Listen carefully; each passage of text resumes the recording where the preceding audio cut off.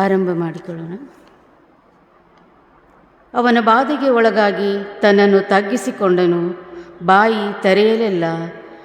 ಒದ್ದೆಯ ಸ್ಥಾನಕ್ಕೆ ಒಯ್ಯಲ್ಪಡುವ ಕುರಿಯಂತೆಯೂ ಉಣ್ಣೆ ಕತ್ತರಿಸುವವರ ಮುಂದೆ ಮೌನವಾಗಿರುವ ಕುರಿಯ ಹಾಗೆ ಇದ್ದನು. ಬಾಯಿ ತೆರೆಯಲೇ ಇಲ್ಲ. ನಮ್ಮ ಆರಂಭವು ತಂದೆ, ಮಗ, ಪರಿಶುದ್ಧಾತ್ಮನಾಗಿರುವ ತ್ರಯೈಕ ದೇವರ ನಾಮದಲ್ಲಿ ಉಂಟಾಗಲಿ. ಆಮೇನ್. ನಾವು ಈ ಉದಯ ಕಾಲದ ಆರಾಧನೆಯನ್ನು ಪ್ರಾರಂಭಿಸುವ ಹಾಗೆ ಸಂಗೀತಗಳಲ್ಲಿ 67ನೇ ಸಂಗೀತವನ್ನು ನಾವು ಹಾಡಿಕೊಳ್ಳೋಣ. 1 ಮತ್ತು 2 ಚರಣಗಳನ್ನು ನಾವು ಹಾಡಿಕೊಳ್ಳೋಣ. ಸಂಗೀತಗಳಲ್ಲಿ 67.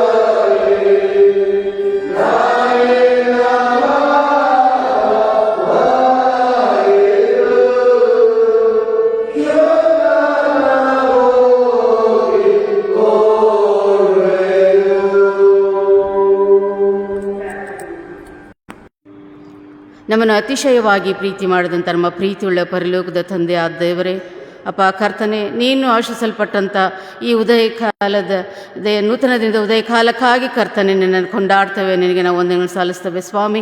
ಕಳೆದ ರಾತ್ರಿ ಎಲ್ಲ ದೇವ ನೀನು ನಮ್ಮ ಜೊತೆಗಾರನಾಗಿ ಇದ್ದುಕೊಂಡು ಕರ್ತನೆ ವೈರ್ಯ ಕಾರ್ಯಗಳಿಂದಲೂ ಕೆಡುಕನ ಬಾಣಗಳಿಂದಲೂ ತಪ್ಪಿಸಿ ಸುರಕ್ಷತೆಯೊಂದಿಗೆ ಸ್ವಾಮಿ ನಮ್ಮನ್ನು ದೇವ ನೂತನ ದಿನವನ್ನು ನೋಡುವಂಥ ಕೃಪೆಯನ್ನು ಕರ್ತನೆ ನಮ್ಮೆಲ್ಲರಿಗೂ ನೀನು ಅನುಗ್ರಹಿಸಿ ಕೊಟ್ಟಿದ್ದಕ್ಕಾಗಿ ಸ್ತೋತ್ರ.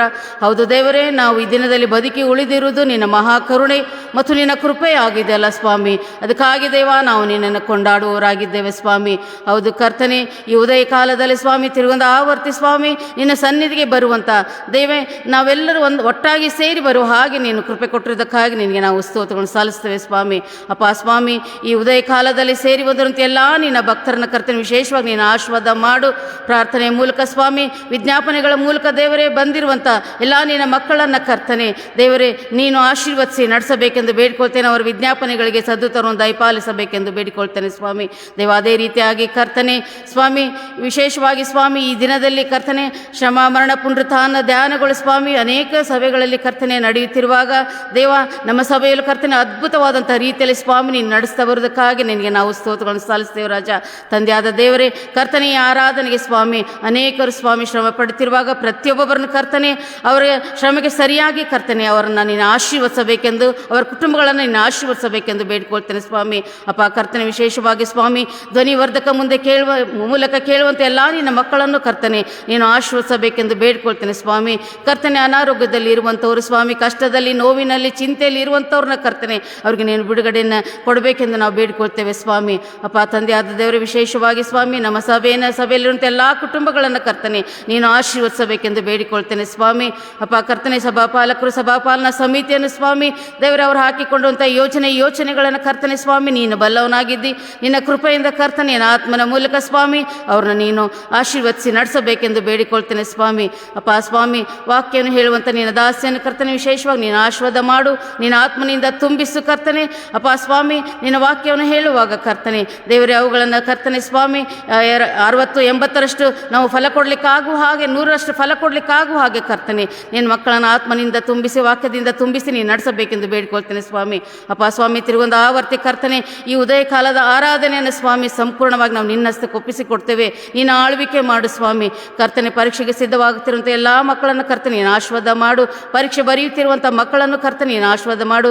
ನಮ್ಮ ಸಭೆಯಲ್ಲಿರುವಂಥ ಎಲ್ಲ ಮಕ್ಕಳು ಸ್ವಾಮಿ ಒಳ್ಳೆಯ ರೀತಿಯಾಗಿ ಕರ್ತನೆ ಅವರು ಪರೀಕ್ಷೆಯನ್ನು ಬರೀಲಿಕ್ಕಾಗುವ ಹಾಗೆ ಅವ್ರಿಗೆ ಬೇಕಾದಂಥ ಜ್ಞಾನ, ವಿವೇಕ, ತಿಳುವಳಿಕೆ ಮತ್ತು ಓದುವಂಥ ಮನಸ್ಸನ್ನು ಕೊಟ್ಟು ದೇವರೇ ನೀನು ಅವ್ರನ್ನ ಆಶೀರ್ವದಿಸಿ ನಡೆಸಬೇಕೆಂದು ಬೇಡಿಕೊಳ್ತೇನೆ ಸ್ವಾಮಿ. ತಿರುಗೊಂದು ಆವರ್ತಿ ಸ್ವಾಮಿ ಈ ನಮ್ಮ ಪ್ರಾರ್ಥನೆಯನ್ನು ಕರ್ತನೆ ಸ್ವಾಮಿ ಮುಂದಿನ ಸಮಯವನ್ನು ದೇವರು ನಾವು ನಿನ್ನ ಹಸ್ತಕ್ಕೆ ಒಪ್ಪಿಸಿಕೊಡ್ತೇವೆ ಸ್ವಾಮಿ. ಈ ಆರಾಧನೆಯ ಪ್ರಾರಂಭವು ಮಧ್ಯವೂ ಅಂತ್ಯವೂ ನೀನಾಗಿದ್ದುಕೊಂಡು ಕರ್ತನೆ ನೀನೊಬ್ಬನೇ ಘನಮಾನ ಮಹಿಮೆಯನ್ನು ಹೊಂದಬೇಕೆಂದು ಯೇಸುವಿನ ಹೆಸರಿನಲ್ಲಿ ನಂಬಿಕೆಯಿಂದ ಸ್ತುತಿಸಿ ಪ್ರಾರ್ಥಿಸಿ ಬೇಡಿ ಹೊಂದಿದ್ದೇವೆ ನಮ್ಮ ಪ್ರೀತಿಯುಳ್ಳ ಪರಲೋಕದ ತಂದೆಯೇ, ಆಮೇನ್.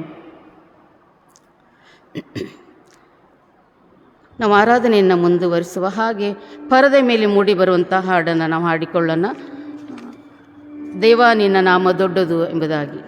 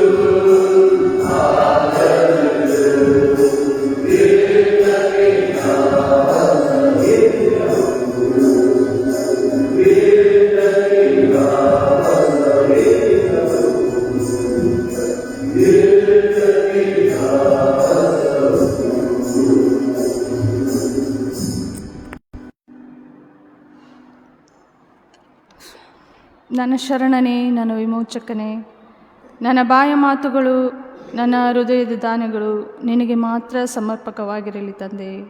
ಆಮೇಲೆ ಈ ಬೆಳಗಿನ ಜಾವದಲ್ಲಿ ಸ್ವಲ್ಪ ಹೊತ್ತು ನಾವು ದೇವರ ವಾಕ್ಯವನ್ನು ಧ್ಯಾನ ಮಾಡುವ ಹಾಗೆ ನಾನು ಆಯ್ದುಕೊಂಡಂಥ ದೇವರ ವಾಕ್ಯದ ಭಾಗ ಎಲ್ಲರಿಗೂ ಪರಿಚಯ ಇರುವಂಥ ಭಾಗ ಯೆಹೋಶುವನ ಪುಸ್ತಕ 24ನೇ ಅಧ್ಯಾಯ 5ನೇ ವಚನ. ಯೆಹೋಶುವನ ಪುಸ್ತಕ 24ನೇ ಅಧ್ಯಾಯ 5ನೇ ವಚನ. ಈ ದೇವರ ವಾಕ್ಯದಲ್ಲಿ ನಾವು ನೋಡ್ತೇವೆ, ಯೆಹೋಶುವನ ಒಂದು ನಿರ್ಧಾರವನ್ನು ಮಾಡ್ತಾನೆ. ನಾನು ನನ್ನ ಮನೆಯವರು ಯೆಹೋವನನ್ನೇ ಸೇವಿಸುವೆವು ಎಂಬುದಾಗಿ ಯೆಹೋಶುವ ಇಲ್ಲಿ ನಿರ್ಧಾರವನ್ನು ಮಾಡೋದನ್ನು ನೋಡ್ತೇವೆ. ಈ ವಾಕ್ಯದ ಆಧಾರದ ಮೇಲೆ ನಾನು ಮಾಡಿಕೊಂಡಂಥ ಪ್ರಸ್ತಾಪ ಕ್ರೂಜಿತನ ನೆರಳಲ್ಲಿ ನಮ್ಮ ನಿರ್ಧಾರಗಳು ಎಂಬುದಾಗಿ. ಕ್ರೂಜಿತನ ನೆರಳಲ್ಲಿ ನಮ್ಮ ನಿರ್ಧಾರಗಳು. ನಿರ್ಧಾರ ಎನ್ನುವಂಥ ಪದವನ್ನು ನಾವು ನೋಡುವಾಗ ಇದು ಹಲವಾರು ಅರ್ಥವನ್ನು ಕೊಡುವಂಥದ್ದಾಗಿದೆ. ನಿರ್ಧಾರ ಎನ್ನುವಂಥದ್ದು ತೀರ್ಮಾನ ಅಥವಾ ನಿರ್ಣಯ ಎಂಬ ಅರ್ಥವನ್ನು ಕೊಡುವಂಥದ್ದಾಗಿದೆ. ಇದು ಒಂದು ನಿರ್ದಿಷ್ಟ ಗುರಿಯನ್ನು ಸಾಧಿಸಲು ತೆಗೆದುಕೊಳ್ಳುವಂಥ ಒಂದು ತರ್ಕಬದ್ಧವಾದಂಥ ಆಯ್ಕೆ ನೋಡ್ರಿ, ಅಥವಾ ಒಂದು ವಿಷಯದ ಬಗ್ಗೆ ಅಂತಿಮವಾಗಿ ನಾವು ತೆಗೆದುಕೊಳ್ಳುವಂಥ ನಿರ್ಣಯ ಆಗಿರ್ತದೆ. ನಾವು ಏನೇ ಒಂದು ಕಾರ್ಯವನ್ನು ಮಾಡಬೇಕು, ಏನೇ ಒಂದು ವಿಷಯವನ್ನು ಅದನ್ನು ಕೊನೆಗಾಣಿಸ್ಬೇಕು ಅಂದಾಗ ಕೊನೆಗೆ ಬರುವಂಥದ್ದು ನಿರ್ಣಯ, ಅಂತಿಮವಾದದ್ದು. ನೋಡ್ರಿ, ಮನುಷ್ಯನ ಜೀವಿತದಲ್ಲಿ ಪ್ರತಿ ಹಂತದಲ್ಲೂ ನಾವು ಒಂದು ಹೆಜ್ಜೆ ಇಡುವಾಗ ನಿರ್ಣಯಗಳ ಮೇಲೆಯೇ ನಮ್ಮ ಜೀವನ ನಡೀತದೆ. ಬೆಳಗಿನಿಂದ ಮಲಗಿ ಏಳುವಾಗ ಎದ್ದಿಂದ ತಿರುಗಿ ಮತ್ತು ರಾತ್ರಿ ನಾವು ಮಲಗುವವರೆಗೂ ನಮ್ಮ ಹೆಜ್ಜೆ ಹೆಜ್ಜೆಗೂ ಕೂಡ ನಿರ್ಣಯ ಅಂತಿಮವಾದದ್ದು. ನೋಡ್ರಿ, ನಿರ್ಧಾರ ಅಂತಿಮವಾದದ್ದು. ನಾವು ಏನೇ ಒಂದು ಕೆಲಸವನ್ನು ಮಾಡಬೇಕು, ಏನೇ ಒಂದು ಕಾರ್ಯವನ್ನು ಮಾಡಬೇಕು ಎಂಬುದಾಗಿ ನೋಡುವಾಗ ನಾವು ನಿರ್ಧಾರಗಳನ್ನು ತೆಗೆದುಕೊಳ್ಳಬೇಕು. ನೋಡ್ರಿ, ಒಂದೊಂದು ಸಾರಿ ನಾವು ತೆಗೆದುಕೊಳ್ಳುವಂಥ ನಿರ್ಧಾರಗಳು ಏನಾಗ್ತಾವಂದರೆ ನಾವು ಅಂದುಕೊಂಡ ಹಾಗೆ ಇರುವುದಿಲ್ಲ. ನಾವು ಒಂಥರ ನಿರ್ಧಾರ ಇವತ್ತು ಇದನ್ನು ಮಾಡಬೇಕು ಅದನ್ನು ಮಾಡಬೇಕು ಅಂತ ನಿರ್ಧಾರ ಮಾಡ್ಕೊಂಡಿರ್ತೇವೆ, ಆದರೆ ನಾವು ಅಂದ್ಕೊಂಡಾಗೆ ನಿರ್ಧಾರಗಳು ಇರುವುದಿಲ್ಲ. ಒಂದೊಂದು ಸಾರಿ ನಾವು ತೆಗೆದುಕೊಳ್ಳುವಂಥ ನಿರ್ಧಾರಗಳು ನಮ್ಮ ಜೀವಿತಗಳನ್ನೇ ಬದಲಾವಣೆ ಮಾಡುವಂಥ ನಿರ್ಧಾರಗಳಾಗಿರ್ತವೆ. ನೋಡ್ರಿ, ದೇವರ ವಾಕ್ಯದಲ್ಲಿ ನಾವು ಕೂಡ ನೋಡ್ತೇವೆ, ದೇವರಿಗೆ ಮೆಚ್ಚುಗೆ ಆಗುವಂಥ ರೀತಿಯಲ್ಲಿದ್ದು ದೇವರ ಮಾತಿಗೆ ಓಗೊಟ್ಟು ನಿರ್ಧಾರಗಳನ್ನು ತೆಗೆದುಕೊಂಡಂಥ ಜನರನ್ನು ನಾವು ನೋಡ್ತೇವೆ. ದೇವರ ಮಾತಿಗೆ ಕಿವಿಗೊಡದೆ ದೇವರ ವಿರುದ್ಧವಾಗಿ ತಮ್ಮ ನಿರ್ಧಾರಗಳನ್ನು ತೆಗೆದುಕೊಂಡಂಥ ಜನರನ್ನು ನಾವು ನೋಡ್ತೇವೆ. ಕ್ರೈಸ್ತರಾದಂಥ ನಾವುಗಳು ಕೂಡ ನಮ್ಮ ಜೀವನದಲ್ಲಿ ಪ್ರತಿಯೊಂದು ಹೆಜ್ಜೆಯಲ್ಲಿ ನಾವು ಇಡುವಂಥ ನಿರ್ಧಾರಗಳು ಎಂಥವುಗಳು ನೋಡ್ರಿ. ದೇವ್ರ ವಾಕ್ಯ ಹೇಳ್ತದೆ, ಯಾಕೋಬನ ಪತ್ರಿಕೆ ಮೊದಲನೆಯ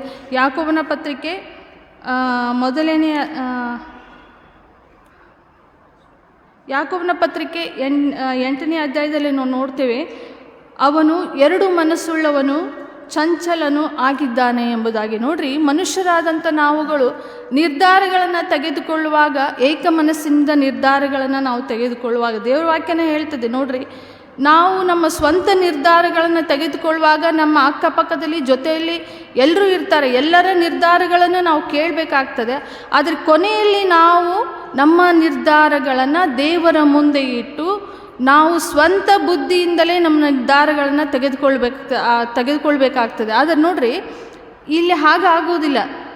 4 ಜನ 4 ಥರ ನಿರ್ಧಾರನಿಗೆ ಹೇಳಿದಾಗ ನಮಗೆ ಚಂಚಲ ಆಗ್ತೈತಿ, ಯಾವುದನ್ನು ತಗೊಳ್ಳಿ ಯಾವುದನ್ನು ಮಾಡಲಿ ಎಂಬುದಾಗಿ. ನೋಡ್ರಿ, ಯಾವಾಗ ನಾವು ದೇವರನ್ನು ಬಿಟ್ಟು ದೇವರನ್ನು ಪಕ್ಕಕ್ಕಿಟ್ಟು ನಾವು ಈ ನಿರ್ಧಾರಗಳನ್ನು ತೆಗೆದುಕೊಳ್ಳುವಾಗ ನಮ್ಮ ಸ್ಥಿತಿಗಳು ಹೀಗಾಗ್ತದೆ ನೋಡ್ರಿ. ಹಾಗೆ ದೇವ್ರ ವಾಕ್ಯದಲ್ಲಿ ನೋಡ್ತೇವೆ ನಾವು. ಉದಾಹರಣೆಯಾಗಿ ನೋಡುವಾಗ ಪೌಲನ ಜೀವಿತವನ್ನು ನೋಡ್ರಿ, ನಿಜವಾಗ್ಲೂ ಪೌಲನ ಜೀವಿತ ಎಂಥ ಅದ್ಭುತ ಜೀವಿತ ಅಂದರೆ ನೋಡ್ರಿ, ಕ್ರೈಸ್ತರನ್ನು ದ್ವೇಷಿಸುವಂಥ ವ್ಯಕ್ತಿ ಅವನು.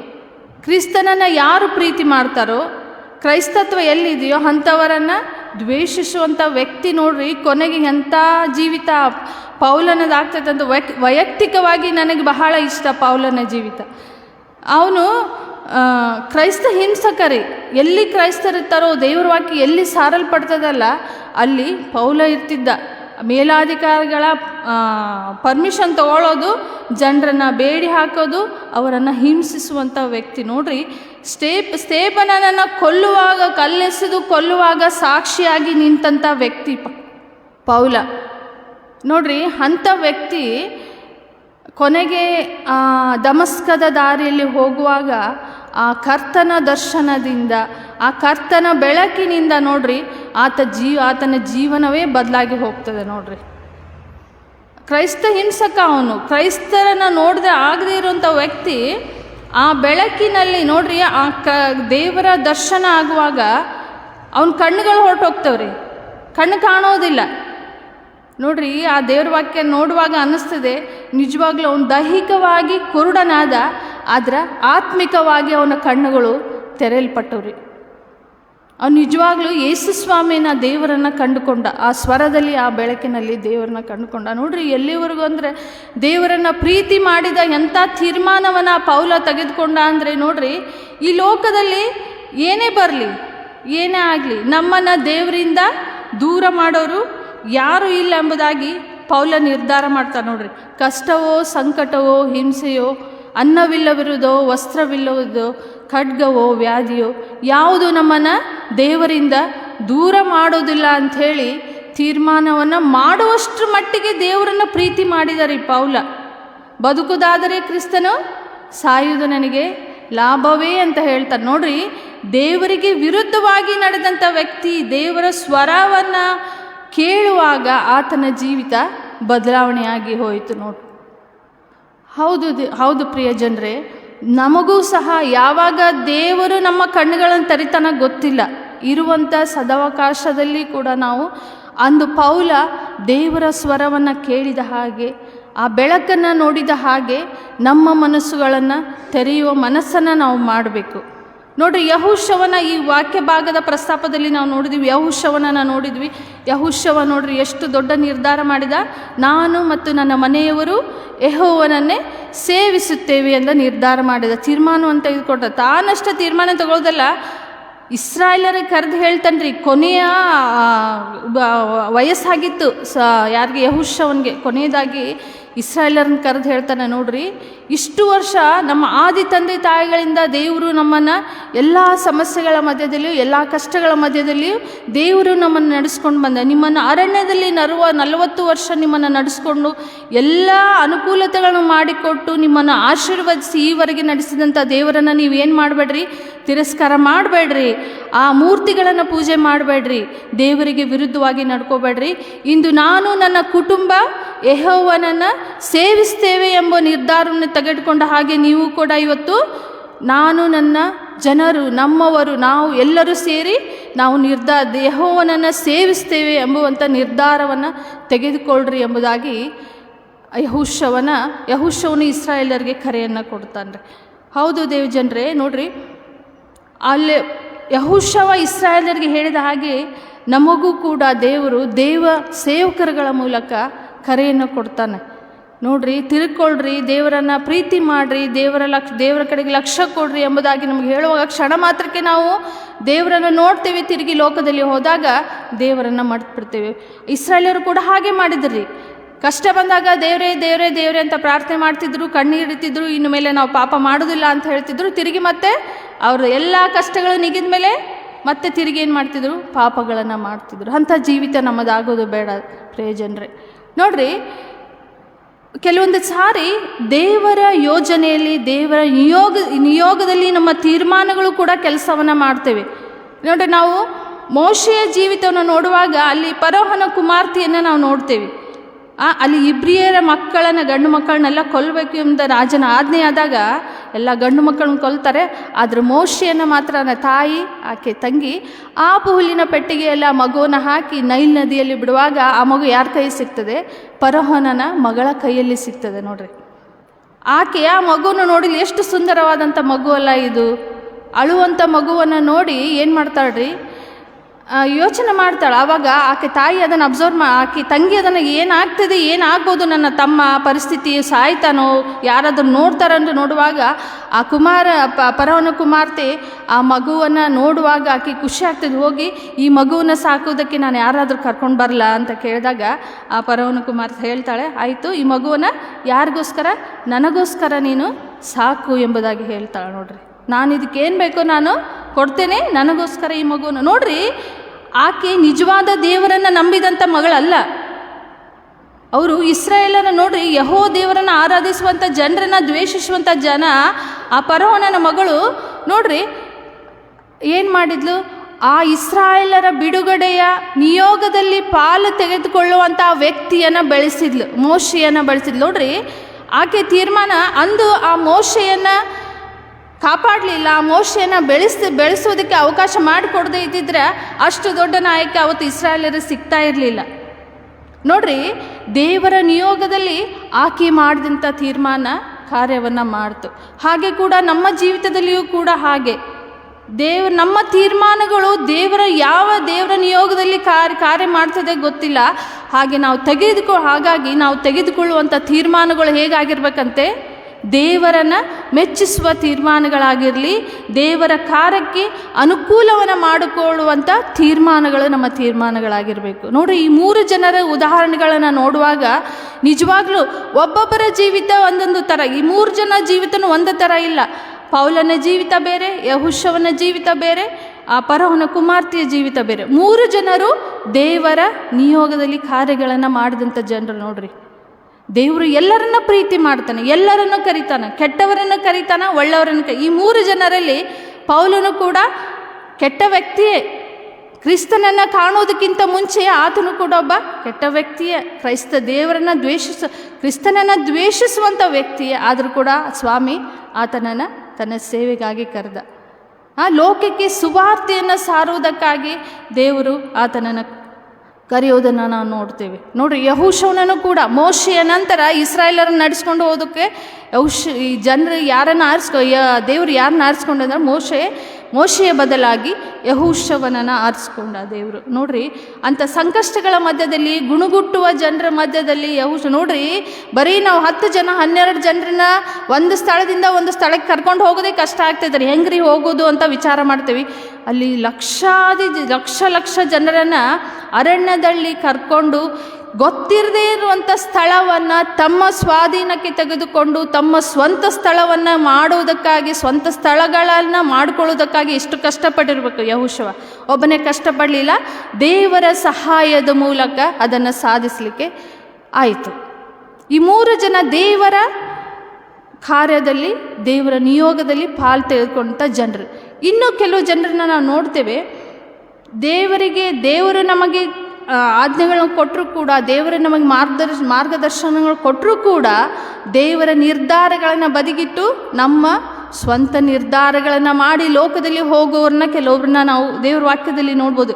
ಉದಾಹರಣೆಗೆ ಇಸ್ರಾಯೇಲರೇ ಸಾಕು ನೋಡ್ರಿ, ಅರಣ್ಯದಲ್ಲಿ 40 ವರ್ಷ ಪ್ರಯಾಣ ಮಾಡೋದಕ್ಕಿಂತ ಮುಂಚಿತವಾಗಿ ದೇವರಲ್ಲಿ ಬೇಡ್ಕೊಂಡ್ರು, ಸ್ವಾಮಿ ನಮಗಿಲ್ಲಿ ಕಷ್ಟ ಐತಿ, ದೇವರೇ ನಮಗೆ ಸಹಾಯ ಮಾಡು, ನಮ್ಮ ಇದರಿಂದ ದಾಸತ್ವದಿಂದ ನಮ್ಮನ್ನು ಬಿಡಿಸು ಎಂಬುದಾಗಿ ಅವ್ರು ಕೇಳ್ಕೊಳ್ಳುವಾಗ ದೇವರು ಅವ್ರ ಕಣ್ಣೀರನ್ನು ಕೇಳಿ, ಅವರ ಮೊರೆಯನ್ನು ಕೇಳಿ ಮೋಶೆಯ ಮೂಲಕ ಐಗುಪ್ತದಿಂದ ಬಿಡುಗಡೆಯನ್ನು ಕೊಡಿಸಿದ ದೇವರು. ನೋಡ್ರಿ, ಅರಣ್ಯದಲ್ಲೇ ನಡೆಯುವಾಗ ಅವ್ರಿಗೆ ನೀರಿಲ್ಲ ಅಂದಾಗ ದೇವ್ರಿಗೆ ಗುಣ್ಗುಟ್ಟಿದ್ರು, ನಾವು ಅಲ್ಲೇ ಇದ್ದಿದ್ರೆ ಚೆನ್ನಾಗಿತ್ತು, ನಮ್ಮನ್ನ ಯಾಕೆ ಇಲ್ಲಿ ಕರ್ಕೊಂಡು ಬಂದಿ, ನಮಗೆ ಊಟ ಇಲ್ಲ, ಬಿಸಿಲಲ್ಲಿ ಸಾಯೋದಕ್ಕೆ ಕರ್ಕೊಂಡು ಬಂದಿಯಾ ನಮ್ಮನ್ನು ಅಂತ ಗುಣಗುಟ್ಟಿದ್ರು. ನೋಡ್ರಿ, ಆವಾಗ ದೇವರು ಎಲ್ಲವನ್ನು ಒದಗಿಸ್ಕೊಟ್ಟಾಗ ಅವರ ಏನು ಕಷ್ಟ ಇತ್ತು ಎಲ್ಲವನ್ನು ಸರಿ ಮಾಡಿದಾಗ ಮತ್ತೆ ತಿರುಗಿ ಅವರು ದೇವರನ್ನು ಕೊಂಡಾಡ್ತಿದ್ರು. ಹೌದಪ್ಪ ದೇವರೇ, ನೀನೇ ನಮ್ಮ ನಿಜವಾದ ದೇವರು, ನಾನು ನಿನ್ನನ್ನೇ ಸೇವಿಸ್ತೇವೆ ಅಂತ ತೀರ್ಮಾನಗಳನ್ನು ಮಾಡ್ತಿದ್ರು. ಮುಂದೆ ಮತ್ತೆ ಹೋದಾಗ, ಕಷ್ಟ ಬಂದಾಗ ದೇವರನ್ನು ಮತ್ತೆ ತಿರುಗಿ ಅವರು ತಿರಸ್ಕಾರ ಮಾಡ್ತಿದ್ರು. ನೋಡ್ರಿ, ಅವರ ಜೀವಿತಗಳೇ ಸಾಕು. ಇಸ್ರಾಯೇಲರ ಜೀವಿತಗಳನ್ನು ನಮ್ಮ ಜೀವಿತಗಳಿಗೆ ನಾವು ಹೋಲಿಸ್ಕೊಂಡಾಗ ವ್ಯತ್ಯಾಸಗಳೇ ಇಲ್ಲ ರೀ. ನಮಗೆ ಕಷ್ಟ ಬಂದಾಗ ನಾವು ಏನು ಮಾಡ್ತೀವಿ, ದೇವರೇ ನಾನು ಏನು ಮಾಡಿದೆ, ನನಗೆ ಯಾಕಿಂಥ ಪರಿಸ್ಥಿತಿ ಬಂತು ದೇವರೇ ಅಂತ ದೇವರನ್ನು ದೂಷಿಸ್ತೇವೆ. ಸುಖ ಬಂದಾಗ ಹೌದಪ್ಪ ದೇವರೇ, ಭಾಳ ಥ್ಯಾಂಕ್ಸ್ ದೇವರೇ ನಿನಗೆ ಅಂತ ಹೇಳ್ತೀವಿ. ನೋಡ್ರಿ, ನಮ್ಮ ಆಯ್ಕೆಗಳು ಅದೇ ದೇವರ ವಾಕ್ಯ ಯಾಕೋಬನ ಪತ್ರಿಕೆಯಲ್ಲಿ ಹೇಳ್ತೇವಲ್ಲ, ಚಂಚಲ ನಮ್ಮ ಮನಸ್ಸು. ಕಷ್ಟ ಬಂದಾಗ ಒಂದು ಥರ, ಸುಖ ಬಂದಾಗ ಒಂದು ಥರ. ನೋಡ್ರಿ, ಯೋನನನ್ನು ನೋಡ್ಬೋದು ನಾವು. ಯೋನ ನೋಡ್ರಿ, ದೇವರು ಏನು ಹೇಳಿದ, ಎಲ್ಲಿಗೆ ಹೋಗಂತ ಹೇಳಿದ ಯೋನನಿಗೆ? ನಿನವೆಗೆ ಹೋಗಂದ್ರೆ ಅವನು ತಾರ್ಸಿಸಿಗೆ ಹೋದ. ನೋಡ್ರಿ, ಭಯಪಟ್ಟ. ದೇವ್ರು ಏನು ಹೇಳಿದ, ಅಲ್ಲಿ ಹೋಗಿ ಜನರನ್ನು ನೀನು ಎಚ್ಚರಿಸು ಅಂತ ಹೇಳಿದಾಗ ಅವನು ಭಯಪಟ್ಟು ತಾರ್ಸಿಸಿಗೆ ಹೋಗುವ ಹಡಗನ್ನು ಹತ್ತಿದಾಗ, ನೋಡ್ರಿ, ದೇವರ ತೀರ್ಮಾನಕ್ಕೆ ವಿರುದ್ಧವಾಗಿ ಹೋಗಿ ತನ್ನ ತೀರ್ಮಾನ ತಗೊಂಡಾಗ ಅವನ ಪರಿಸ್ಥಿತಿ ಏನಾಯ್ತು ರೀ? ಸಮುದ್ರದಲ್ಲಿ ಮುಳುಗಿದ. ಕೊನೆಗೆ ದೇವರು ಯೋನನಿಗೆ ಮೀನಿಗೆ ಹೇಳ್ತಾನೆ, ಯೋನನನ್ನು ನುಂಗಿಬಿಡು ಅಂಥೇಳಿ. ಯೋನ ಮೀನಿನ ಹೊಟ್ಟೆಯಲ್ಲಿ ಇರಬೇಕಾಯ್ತು, 3 ದಿವಸ ಮೀನಿನ ಹೊಟ್ಟೆಯಲ್ಲಿ ಇರಬೇಕಾಯ್ತು. ನೋಡ್ರಿ, ಇದು ದೇವರು ಕೊಟ್ಟ ತೀರ್ಮಾನದಿಂದ ಆಗಿದ್ದಲ್ಲ. ದೇವರು ಹೇಳಿದ ಹಾಗೆ ಅವನು ನಿನಿವೆಗೆ ಹೋಗಿ ಎಚ್ಚರಿಸಿದ್ರೆ ಈ ತೊಂದರೆ ಆತನಿಗೆ ಬರ್ತಿರ್ಲಿಲ್ಲ. ತನ್ನ ಸ್ವಂತ ತೀರ್ಮಾನದಿಂದ ಮುಂದೆ ಹೋದಾಗ ಅವನ ಆಪತ್ತಿನಲ್ಲಿ ಸಿಕ್ಕಿಕೊಳ್ಬೇಕಾಯ್ತು. ಹಾಗೆ ರೀ, ನಮ್ಮ ಜೀವಿತದಲ್ಲಿಯೂ ಕೂಡ ಹಾಗೆ ನಾವು ನಮ್ಮ ತೀರ್ಮಾನಗಳನ್ನು, ನಮ್ಮ ವಿಚಾರಗಳನ್ನು, ನಮ್ಮ ಯಾವುದೇ ಕೆಲಸವನ್ನು ದೇವರ ಮುಂದೆ ಇಟ್ಟು ನಾವು ಮುಂದೆ ಹೋಗುವಾಗ ನಮಗೆಲ್ಲವೂ ಸುಗಮವಾಗಿರ್ತದೆ ರೀ. ನಾವು ದೇವರ ನಿರ್ಧಾರದಿಂದ ನಾವು ಸೈಡಿಗಿಟ್ಟು ಪಕ್ಕಕ್ಕಿಟ್ಟು ನಮ್ಮ ನಿರ್ಧಾರಗಳನ್ನು ನಾವು ತೆಗೆದುಕೊಳ್ಳುವಾಗ ಅಂದು ಯೋನಿಗಾದಂಥ ಪರಿಸ್ಥಿತಿ ಕೂಡ ನಮಗೆ ಬರ್ತದ್ರಿ. ನಮ್ಮ ಪರಿಸ್ಥಿತಿಗೆ ನಾವೇ ಕಾರಣರಾಗಿರ್ತೇವೆ. ದೂಷಿಸೋದು ಯಾರನ್ನು? ನಾವು ದೇವರನ್ನು. ದೇವರೇ, ಯಾಕಪ್ಪ ನಾನು ಹಿಂಗೆ ಮಾಡಿದೆ, ನಾನು ಇಷ್ಟೆಲ್ಲ ಪ್ರಾರ್ಥನೆ ಮಾಡ್ತೇನೆ, ಇಷ್ಟೆಲ್ಲನೂ ನೀನು ಹೇಳಿದಾಗೆ ನಡ್ಕೊತೇನೆ, ಯಾಕಪ್ಪ ನನಗಿಂಥ ಕಷ್ಟ ಅಂಥೇಳಿ. ನೋಡ್ರಿ, ನಾವು ಈ ಲೋಕದಲ್ಲಿ ಜೀವಿಸುವಾಗ ಏನೇ ಒಂದು ತೀರ್ಮಾನಗಳನ್ನು ತೆಗೆದುಕೊಳ್ಳಿ, ಏನೇ ಒಂದು ನಿರ್ಧಾರಗಳನ್ನು ತೆಗೆದುಕೊಳ್ಳಿ, ಸರಿಯಾದ ನಿರ್ಧಾರಗಳು ನಮ್ಮವಾಗಿರ್ಬೇಕು ರೀ. ನೋಡ್ರಿ, ಈ ಲೋಕದ ಜನರಿಗೂ ನಮಗೂ ಬಹಳ ವ್ಯತ್ಯಾಸ ರೀ. ನಾವು ದೇವರಿಂದ ಕರೆಯಲ್ಪಟ್ಟಂಥ ಜನರು, ದೇವರ ಸ್ವಕೀಯ ಜನರು, ನಾವು ಪರಲೋಕದ ವಂಶಸ್ಥರಿ. ನಮಗೂ ನಂಬದೇ ಇರುವಂಥ ಜನರಿಗೂ ಬಹಳ ವ್ಯತ್ಯಾಸ. ನಾವು ತೆಗೆದುಕೊಳ್ಳುವಂಥ ಕ್ರೈಸ್ತರೆಂದು ಹೇಳಿಸ್ಕೊಂಡು ನಾವು ತೆಗೆದುಕೊಳ್ಳುವಂಥ ನಿರ್ಧಾರಗಳು ಹೆಂಗಿರ್ತಾವಂದರೆ, ಬೇರೆಯವರು ತೆಗೆದುಕೊಳ್ಳುವ ನಿರ್ಧಾರಗಳಿಗೂ ನಮ್ಮ ನಿರ್ಧಾರಗಳಿಗೂ ಏನು ವ್ಯತ್ಯಾಸನೇ ಇರೋದಿಲ್ಲ ರೀ. ದೇವ್ರ ವಾಕ್ಯದಲ್ಲಿ ಹೇಳ್ತೈತಿ, ನಿಮ್ಮೊಳಗೆ ಏನಾದರೂ ವ್ಯತ್ಯಾಸಗಳು ಬಂದರೆ ನಿಮ್ಮೊಳಗೆ ಸರಿಪಡಿಸ್ಕೊಡ್ರಿ, ಇನ್ನೊಬ್ಬರ ಹತ್ರ ಹೋಗ್ಬೇಡ್ರಿ ಅಂತ ಹೇಳಿ. ನಮ್ಮಲ್ಲಿ ಏನೇ ಕಷ್ಟಗಳು ಬರಲಿ, ಏನೇ ಸಮಸ್ಯೆಗಳು ಬರಲಿ, ನಮ್ಮಲ್ಲೇ ನಾವು ಸರಿ ಮಾಡ್ಕೋಬೇಕು. ಅನ್ಯರ ಮಧ್ಯದಲ್ಲಿ ಹೋಗುವಾಗ ಅವರಿಗೂ ನಮಗೆ ಏನು ವ್ಯತ್ಯಾಸ ರೀ? ಏನು ವ್ಯತ್ಯಾಸ ಆಗೋದಿಲ್ಲ. ನೋಡ್ರಿ, ಹೀಗಾಗಿ ನಮ್ಮ ಜೀವಿತದಲ್ಲಿ ನಾವು ಸರಿಯಾಗಿ ಒಂದು ಗುರಿಯನ್ನು ಮುಟ್ಟಬೇಕು, ಸರಿಯಾದಂಥ ರೀತಿಯಲ್ಲಿ ನಮ್ಮ ಜೀವನ ಸಾಗಬೇಕು ಎಂಬುದಾಗಿ ನೋಡುವಾಗ ನಮ್ಮ ಜೊತೆ ಯಾರು ಇರಬೇಕು ರೀ? ದೇವ್ರು ಇರಬೇಕು. ನಾವು ದೇವರನ್ನು ಬಿಟ್ಟು ನಾವು ಏನಾದರೂ ಈ ಲೋಕದಲ್ಲಿ ನಾವು ಸಾಧಿಸ್ತೇವೆ ಅಂದರೆ ಮಾಡೋದಕ್ಕಾಗೋದಿಲ್ಲ ರೀ. ನಾವು ಏನಾದರೂ ಒಂದು ಗುರಿಯನ್ನು ಮುಟ್ತೇವೆ ಅಂದರೆ ಅದನ್ನು ಮಾಡೋದಕ್ಕಾಗೋದಿಲ್ಲ. ಹಾಗಾದ್ರೆ ಈ ವಾಕ್ಯಗಳಿಗೆ ನಮ್ಮನ್ನು ನಾವು ಪರೀಕ್ಷೆ ಮಾಡಿಕೊಳ್ಳುವಾಗ ದೇವರು ನಮ್ಮಿಂದ ಏನನ್ನು ಬಯಸ್ತಾನೆ ರೀ? ಈ ಶ್ರಮಾ ದಿನಗಳಲ್ಲಿ, ಪಶ್ಚಾತ್ತಾಪದ ದಿನಗಳಲ್ಲಿ ದೇವರು ನಮ್ಮಿಂದ ಏನನ್ನು ಬಯಸ್ತಾನೆ? ನಾವು ಮೊದಲಿನ ಹಾಗೆ ಹಿಂದೆ ನಡೆದು ಬಂದಂಥ ದಾರಿಯಲ್ಲೇ ಇರಬೇಕು ಎಂಬುದಾಗಿ ದೇವರು ಬಯಸ್ತಾನೋ, ನಿಜವಾದಂಥ ಪಶ್ಚಾತ್ತಾಪದ ದಿನಗಳಲ್ಲಿ ನಾವು ಪಶ್ಚಾತ್ತಾಪದಿಂದ, ಮಾನಸಾಂತರದಿಂದ ನಮ್ಮನ್ನು ನಾವು ಪರೀಕ್ಷೆ ಮಾಡಿಕೊಂಡವರಾಗಿ ಈ ಲೋಕದಲ್ಲಿ ಜೀವಿಸಬೇಕೆಂಬುದಾಗಿ ದೇವರು ಬಯಸ್ತಾನೆ. ನೋಡ್ರಿ, ಪೌಲನ ಹಾಗೆ ತನ್ನ ಹಿಂದಿನ ಜೀವಿತವನ್ನು ಬಿಟ್ಟು, ಕೆಟ್ಟ ವಿಚಾರಗಳನ್ನು ಬಿಟ್ಟು ಒಳ್ಳೆಯ ಮಾರ್ಗದಲ್ಲಿ ನಡಿಬೇಕೆಂಬುದಾಗಿ ದೇವರು ಬಯಸ್ತಾನೆ ರೀ. ಯೆಹೋಶುವನು ಮಾಡಿದ ನಿರ್ಧಾರದಂತೆ ನಾನು ಕೂಡ, ನನ್ನ ಕುಟುಂಬ ಕೂಡ ಒಂದು ನಿರ್ಧಾರವನ್ನು ಮಾಡಬೇಕು ಎಂಬುದಾಗಿ ದೇವರು ಬಯಸ್ತಾನೆ ರೀ. ನೋಡ್ರಿ, ದೇವರು ಇಷ್ಟೆಲ್ಲವನ್ನು ನಮ್ಮಿಂದ ಬಯಸುವಾಗ ನಾವು ದೇವರಿಗಾಗಿ ಏನು ಕೊಡ್ತೇವೆ? ನೋಡ್ರಿ, ಈ ಲೋಕದ ನಮ್ಮ ನಿರ್ಧಾರಗಳನ್ನು ತೆಗೆದುಕೊಳ್ಳೋದಕ್ಕೆ ನಮ್ಮ ಲೋಕದ ತಂದೆ ತಾಯಿಗಳಿಗೆ ಅಧಿಕಾರ ಇದೆ ರೀ. ಅಧಿಕಾರವನ್ನು ಕೊಡ್ತೇವೆ. ನಾವು ಹುಟ್ಟಿದಾಗಿನಿಂದ ನನ್ನ ಮಕ್ಕಳು ಏನಾಗಬೇಕು, ಏನು ಬೆಳಿಬೇಕು, ಹೇಗೆ ಬೆಳಿಬೇಕು, ಎಲ್ಲಿರಬೇಕು, ಏನನ್ನು ಮಾಡಬೇಕು, ಏನು ಉಣಬೇಕು, ತಿನ್ನಬೇಕು, ಪ್ರತಿಯೊಂದನ್ನು ನಿರ್ಧಾರ ಮಾಡುವಂಥದ್ದು ನನ್ನ ತಂದೆ ತಾಯಿಗಳು. ನಮ್ಮ ತಂದೆ ತಾಯಿಗಳ ಮೇಲೆ ಬಿಡ್ತೇವೆ, ನಮ್ಮ ಸಂಬಂಧಿಕರ ಮೇಲೆ ಬಿಡ್ತೇವೆ ರೀ. ಆದರೆ ಆ ನಿರ್ಧಾರವನ್ನು ನಾವು ಯಾಕೆ ದೇವ್ರ ಮೇಲೆ ಬಿಡೋದಿಲ್ಲ? ಕಷ್ಟ ಬಂದಾಗ ಮಾತ್ರ ನಾವು ಸ್ವಾಮಿ ಹತ್ರ ಹೋಗ್ತೇವೆ, ಸುಖ ಬಂದಾಗ ದೇವ್ರ ಹತ್ರ ನಾವು ಹೋಗೋದಿಲ್ಲ. ನೋಡ್ರಿ, ಈ ಲೋಕದ ತಂದೆ ತಾಯಿಗಳಿಗಿಂತ ನಮ್ಮನ್ನು, ತಂದೆ ತಾಯಿಗಳನ್ನು, ಈ ಲೋಕವನ್ನು ಸೃಷ್ಟಿ ಮಾಡಿದಂಥ ದೇವರು ನಮ್ಮನ್ನು ಎಷ್ಟು ಪ್ರೀತಿ ಮಾಡ್ತಾನೆ ರೀ. ದೇವರು ಇಷ್ಟಪಡ್ತಾನೆ ಪ್ರತಿಯೊಂದನ್ನು, ನನ್ನ ನಿರ್ಧಾರವನ್ನು ಆತನ ಮೇಲೆ ಹಾಕಬೇಕು ಎಂಬುದಾಗಿ ದೇವರು ಇಷ್ಟಪಡ್ತಾನೆ. ನಾವು ಆ ಕೆಲಸವನ್ನು ಮಾಡೋದಿಲ್ಲ. ಲೋಕದ ಮೇಲೆ ನಂಬಿಕೆಯನ್ನು ಇಡ್ತೇವೆ, ಲೋಕದ ಜನರ ಮೇಲೆ ನಂಬಿಕೆ ಇಡ್ತೇವೆ, ನಮ್ಮ ಮೇಲೆ ನಾವು ನಂಬಿಕೆಯನ್ನಿಟ್ಟು ದೇವರಿಂದ ದೂರ ಆಗ್ತೇವೆ. ನೋಡ್ರಿ, ದೇವ್ರ ವಾಕ್ಯದಲ್ಲಿ ಹೇಳ್ತದೆ, ಮಗನು ತಂದೆಗೆ ರೊಟ್ಟಿಯನ್ನು ಕೇಳಲು ತಂದೆ ಕಲ್ಲನ್ನು ಕೊಡೋದಿಲ್ಲ, ಕಲ್ಲನ್ನು ಕೊಡ್ತಾನ, ಮೀನನ್ನು ಕೇಳಿದರೆ ಹಾವನ್ನು ಕೊಡ್ತಾನಂತ. ನೋಡ್ರಿ, ಲೋಕದ ತಂದೆಯೇ ನಮ್ಮನ್ನು ಅಷ್ಟು ಪ್ರೀತಿ ಮಾಡುವಾಗ ಪರಲೋಕದ ತಂದೆ ನಮ್ಮನ್ನು ಎಷ್ಟು ಪ್ರೀತಿ ಮಾಡ್ತಾನ್ರಿ. ನಾವು ತೆಗೆದುಕೊಳ್ಳುವಂಥ ನಿರ್ಧಾರಗಳು ಒಂದೊಂದು ಸಾರಿ ತಪ್ಪಾಗಿದ್ರು ಕೂಡ ದೇವರು ನಮ್ಮನ್ನು ತನ್ನ ಮಾರ್ಗದಲ್ಲಿ ಸರಿಯಾದ ದಾರಿಯನ್ನು ತೋರಿಸಿ ದೇವರು ನಮ್ಮನ್ನು ನಡೆಸ್ತಾನೆ. ಹಾಗಾದರೆ ಕ್ರೈಸ್ತರಾದಂಥ ನಮ್ಮ ಜೀವಿತಗಳು ಹೇಗಿರಬೇಕು? ನಮ್ಮ ನಿರ್ಧಾರಗಳು ಹೇಗಿರಬೇಕು?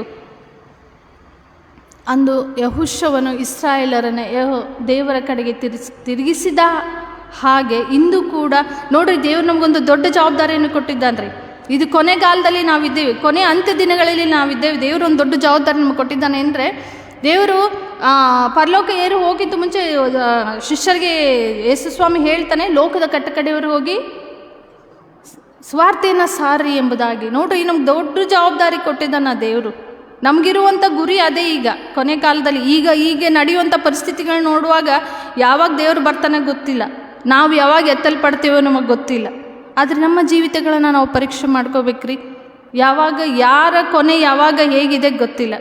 ಆದರೆ ನಾನು ಅಂದು ಯೆಹೋಶುವನು ತೀರ್ಮಾನ ಮಾಡಿದ ಹಾಗೆ ಇಂದು ನಾವು ತೀರ್ಮಾನ ಮಾಡಬೇಕೇನಂತ, ನಾನು ಯೆಹೋವನನ್ನು ಸೇವಿಸ್ತೇನೆ, ನನ್ನ ಕುಟುಂಬ ಯೆಹೋವನನ್ನು ಸೇವಿಸ್ತದೆ, ನನ್ನ ಸಭೆ ಯೆಹೋವನನ್ನು ಸೇವಿಸ್ತದೆ, ನನ್ನ ಸಮಾಜ ಯೆಹೋವನನ್ನು ಸೇವಿಸ್ತದೆ, ಇಡೀ ಲೋಕ ಯೆಹೋವನನ್ನು ಸೇವಿಸಬೇಕು ಎನ್ನುವಂಥ ನಿರ್ಧಾರವನ್ನು ತೆಗೆದುಕೊಳ್ಳುವಂಥವ್ರು ನಾವು ಆಗಬೇಕ್ರಿ.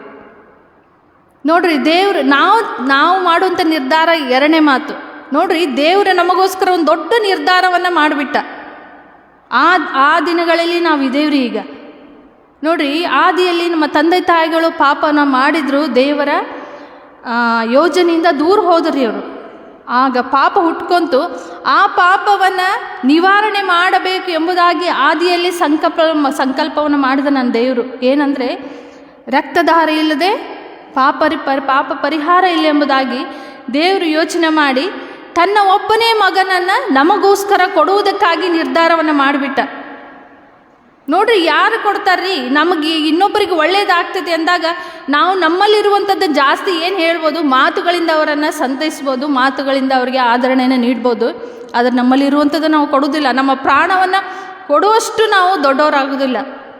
ಆದರೆ ನೋಡ್ರಿ, ನನ್ನ ದೇವರು ಹಾಗೆ ಮಾಡಲಿಲ್ಲ. ದೇವರು ಮಾಡಿದಂಥ ದೊಡ್ಡ ತೀರ್ಮಾನದ ಮುಂದೆ ನಾವು ಮಾಡುವಂಥ ನಿರ್ಧಾರಗಳು ಶೂನ್ಯರಿ, ಏನೂ ಅಲ್ಲ. ದೇವರು ಏನು ನಿರ್ಧಾರ ಮಾಡಿದ? ತನ್ನ ಒಬ್ಬನೇ ಮಗನನ್ನು ನಮಗಾಗಿ ಕೊಟ್ಟ ಈ ಲೋಕದ ರಕ್ಷಣೆಗೋಸ್ಕರ ನಮ್ಮ ಲೋಕವನ್ನು ರಕ್ಷಿಸೋದಕ್ಕೋಸ್ಕರ ತನ್ನ ಒಬ್ಬನೇ ಮಗನನ್ನು ಕೊಟ್ಟ. ನೋಡ್ರಿ, ದೇವರ ಆ ನಿರ್ಧಾರದ ಮುಂದೆ ಹಾಗೆ ನನ್ನ ನಿರ್ಧಾರ ಏನು, ನಮ್ಮಗಳ ನಿರ್ಧಾರ ಏನು? ದೇವರು ಇಡೀ ತನ್ನ ಸರ್ವಸ್ವವನ್ನೇ ಕೊಟ್ಟ ಮೇಲೆ ನಾವೇನು ಕೊಡ್ಬೇಕ್ರಿ ದೇವರಿಗೆ? ದೇವರು ನಮ್ಮಿಂದ ಬಯಸುವಂಥದ್ದು ಈ ಲೋಕದಲ್ಲಿ ನಾವು ಒಳ್ಳೆಯವರಾಗಿ ಸಾಕ್ಷಿ ಮಕ್ಕಳಾಗಿ ಅಂದು ಯೆಹೋಶುವನು ಮಾಡಿದಂತೆ ನಮ್ಮ ನಿರ್ಧಾರಗಳು ಆಗಿರಬೇಕು. ಪೌಲನು ಬದುಕಿದರೂ ನಿನಗಾಗಿ ಸತ್ತರೂ ನಿನಗಾಗಿ ಎಂಬ ನಿರ್ಧಾರವನ್ನು ಮಾಡಿದ್ನಲ್ಲ, ಅಂಥ ನಿರ್ಧಾರ ನನ್ನದಾಗಬೇಕೆಂದು ಎಂಬುದಾಗಿ ದೇವರು ಬಯಸ್ತಾನೆ.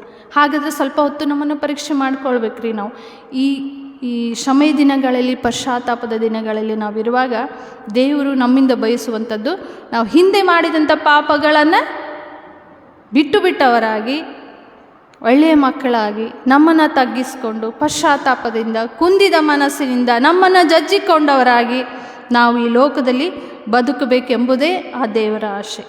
ಹಾಗಾದರೆ ನಾವು ಇವತ್ತು ಒಂದು ನಿರ್ಧಾರದೊಂದಿಗೆ ಹೋಗಬೇಕು ಪ್ರಿಯರೇ.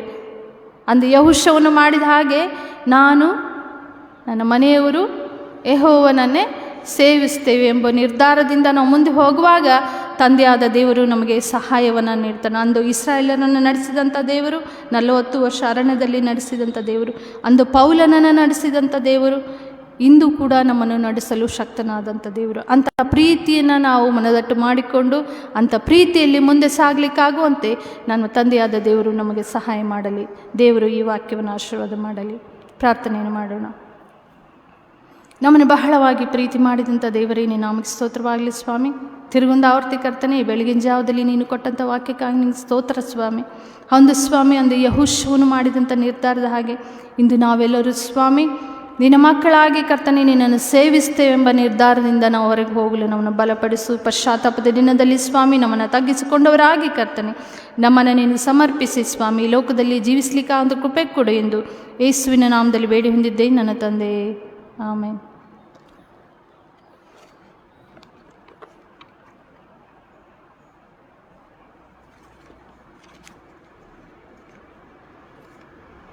ಕೊನೆಯದಾಗಿ ಸಂಗೀತಗಳಲ್ಲಿ 133, 1 ಮತ್ತು 3ನೇ ಚರಣಗಳನ್ನು ನಾವು ಹಾಡಿಕೊಳ್ಳೋಣ. ಸಂಗೀತ 133, 1 ಮತ್ತು 3 ಚರಣಗಳನ್ನು ಹಾಡಿಕೊಳ್ಳೋಣ.